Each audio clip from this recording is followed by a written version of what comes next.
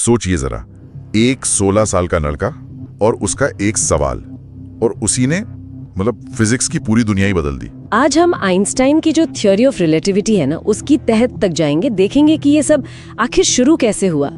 हमारा मकसद ये है कि कैसे न्यूटन के जो सालों पुराने नियम थे उनको चुनौती मिली और ये रिलेटिविटी का सिद्धांत सामने आया। तो कहानी शुरू होती है उस यंग आइंस्टाइन के सीधे से सवाल से कि अगर मैं लाइट की स्पीड से भागूं तो मुझे दुनिया कैसी दिखेगी। सुनने में शायद बचकाना लगे, पर इसी एक सवाल ने आगे चलकर न्यूटन की सोच की नींव हिला दी। हाँ, अक्सर लोगों को लगता है कि आइंस्टाइन ने बस न्यूटन की ग्रेविटी वाली थ्योरी को ही मतलब आगे बढ़ाया होगा, पर बात इससे कई ज्यादा पेचीदा है। बिल्कुल, असल में आइंस्टाइन का काम न्यूटन की दो दूसरी थ्योरी से जुड़ा था, जिनका ग्रेविटी से सीधा लेना देना नहीं था। एक तो थी प्रकाश का पार्टिकल सिद्धांत कि लाइट छोटे छोटे कणों से बनी है, और दूसरा था न्यूटन का अपना रिलेटिविटी का प्रिंसिपल कि गति देखने वाले पर निर्भर करती है, ग्रेविटी तो वो तो बाद की बात है। अच्छा, हाँ, न्यूटन तो मानते थे कि लाइट कणों की तरह है, पर फिर वो 1678 में एक डच फिजिसिस्ट थे क्रिश्चियन हाइगेंस, उन्होंने कहा नहीं, लाइट तो वेव है, तरंग है। हाँ, पर हाइगेंस के पास उस वक्त कोई ठोस सबूत नहीं था। फिर करीब 100 साल बाद थॉमस यंग ने अपना वो फेमस डबल स्लिट एक्सपेरिमेंट किया, और उससे ये साबित हुआ कि हाँ, लाइट वेव की तरह ही बर्ताव करती है, वो इंटरफेरेंस पैटर्न वगैरह दिखाती है। ओके, तो अगर लाइट वेव है तो फिर ये स्पेस के वैक्यूम में मतलब खाली जगह में कैसे चलती है? वेव को तो कोई मीडियम चाहिए ना चलने के लिए, जैसे हवा को हवा चाहिए। एग्जैक्टली, यहीं से एक बहुत बड़ा सवाल खड़ा हुआ, और इसी जरूरत ने उस काल्पनिक ल्यूमिनिफेरस ईथर के आइडिया को जन्म दिया। मान लिया गया कि पूरा यूनिवर्स, पूरा स्पेस इसी ईथर से भरा हुआ है। अच्छा, तो फिर इसको साबित करने की कोशिश भी हुई होगी, है ना? हाँ बिल्कुल। 1887 में दो वैज्ञानिक थे, एल्बर्ट माइकलसन और एडवर्ड मॉर्ले। उन्होंने एक बड़ा क्लेवर एक्सपेरिमेंट डिजाइन किया। उनका सोचना था कि अगर पृथ्वी इस ईथर में से गुजर रही है तो जैसे नदी के बहाव के साथ या उल्टी दिशा में तैरने पर स्पीड अलग लगती है, वैसे ही लाइट की स्पीड भी पृथ्वी की गति की दिशा में और उसकी उल्टी दिशा में अलग अलग होनी चाहिए। अरे, लॉजिकल तो लगता है, पर हुआ क्या? नतीजा क्या निकला? नतीजा मतलब चौंकाने वाला था। प्रयोग में पाया गया कि लाइट की स्पीड हर दिशा में बिल्कुल एक जैसी थी, कोई फर्क ही नहीं। क्या बात कर रही हैं? हर दिशा में सेम? हाँ, इसी वजह से इसे इतिहास का सबसे कामयाब फेल एक्सपेरिमेंट भी कहते हैं। मतलब फेल तो हुआ ईथर को खोजने में, पर इसने दो बहुत बड़ी बातें साफ कर दी। एक तो ये कि ये ईथर वीथर कुछ नहीं होता, और दूसरे जो कि मतलब क्रांतिकारी थी कि प्रकाश की गति, लाइट की स्पीड, वो हमेशा हर किसी के लिए हर दिशा में कांस्टेंट रहती है, स्थिर। कमाल है, मतलब लाइट की स्पीड कभी बदलती ही नहीं। ये तो न्यूटन के रिलेटिविटी वाले सिद्धांत के लिए बड़ी मुश्किल खड़ी हो गई होगी, क्योंकि उनके हिसाब से तो स्पीड जुड़नी या घटनी चाहिए थी ना। बिल्कुल सही। यहीं पर वो विरोधाभास पैदा हुआ जिसे आइंस्टाइन ने सुलझाया। बात है 1905 की।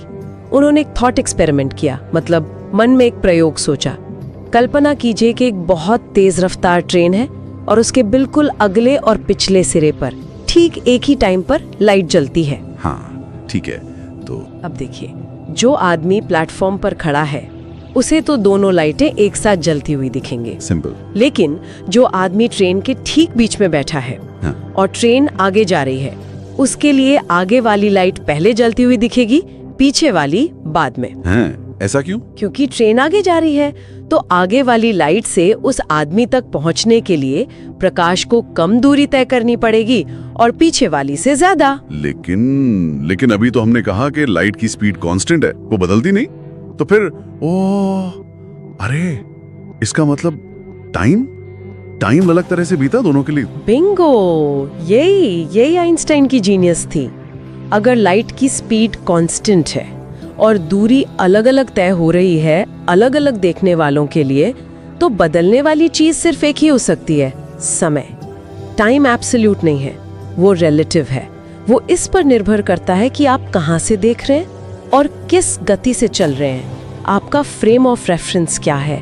और यहीं से आई उनकी स्पेशल थ्योरी ऑफ रिलेटिविटी। आप स्पेस में जितनी तेजी से चलेंगे, आपके लिए समय उतना ही धीमा बीतेगा। ये सोचना ही मतलब धमाका था। वाह, ये तो सच में दिमाग घुमा देने वाली बात है। लेकिन एक सवाल और उठता है फिर कि समय धीमा क्यों होता है? मतलब इसका मैकेनिज्म क्या है? ये कुछ वैसा ही नहीं हो गया जैसे न्यूटन ने बता तो दिया कि ग्रेविटी है, पर ये नहीं समझा पाए कि ये काम कैसे करती है। ये भी मतलब गायब था। और इसी क्यों को खोजते हुए आइंस्टाइन एक और भी ज्यादा क्रांतिकारी आइडिया पर पहुंचे, space time fabric. Space time fabric मतलब स्पेस और टाइम की चादर। हाँ, उन्होंने कल्पना की कि स्पेस और टाइम अलग अलग नहीं है, बल्कि एक 4 डायमेंशनल चादर की तरह आपस में गुंथे हुए हैं, एक फैब्रिक।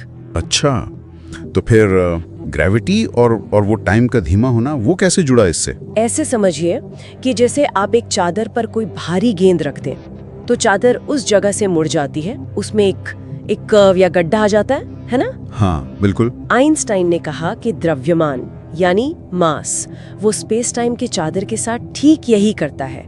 वो उसे अपने आसपास मोड़ देता है, वार्प कर देता है, और इसी मुड़े हुए स्पेस टाइम में चीजों का चलना यही ग्रेविटी है। चीजें असल में एक दूसरे को खींच नहीं रही, वो बस स्पेस टाइम के कर्व को फॉलो कर रही हैं। अरे वाह, और टाइम का धीमा होना वो भी इसी से जुड़ा है। जब लाइट इस मुड़े हुए कर्व्ड स्पेस टाइम से गुजरती है तो उसे सीधा चलने के बजाय एक लंबा मुड़ा हुआ रास्ता लेना पड़ता है।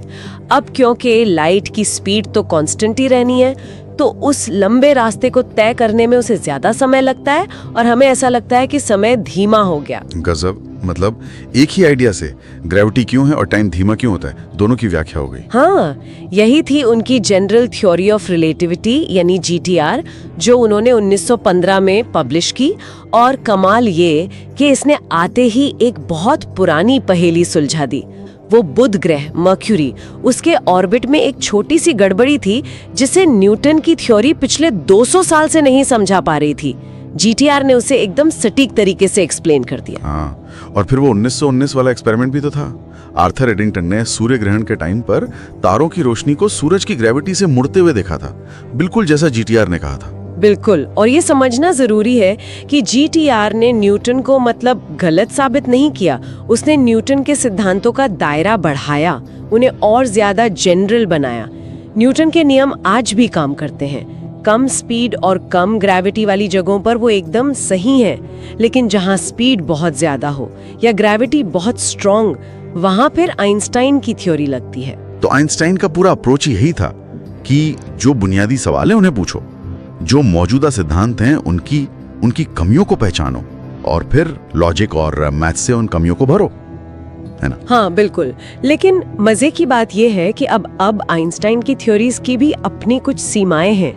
कुछ ऐसे बड़े सवाल हैं जिनका जवाब आज भी फिजिक्स के पास नहीं है, जैसे बिग बैंग से ठीक पहले क्या था, या फिर ब्लैक होल के बिल्कुल अंदर सिंगुलैरिटी पर क्या होता है, और सबसे बड़ा सवाल शायद क्वांटम लेवल पर बहुत छोटी स्केल पर ग्रेविटी कैसे काम करती है। GTR इन सवालों का जवाब पूरी तरह नहीं दे पाती।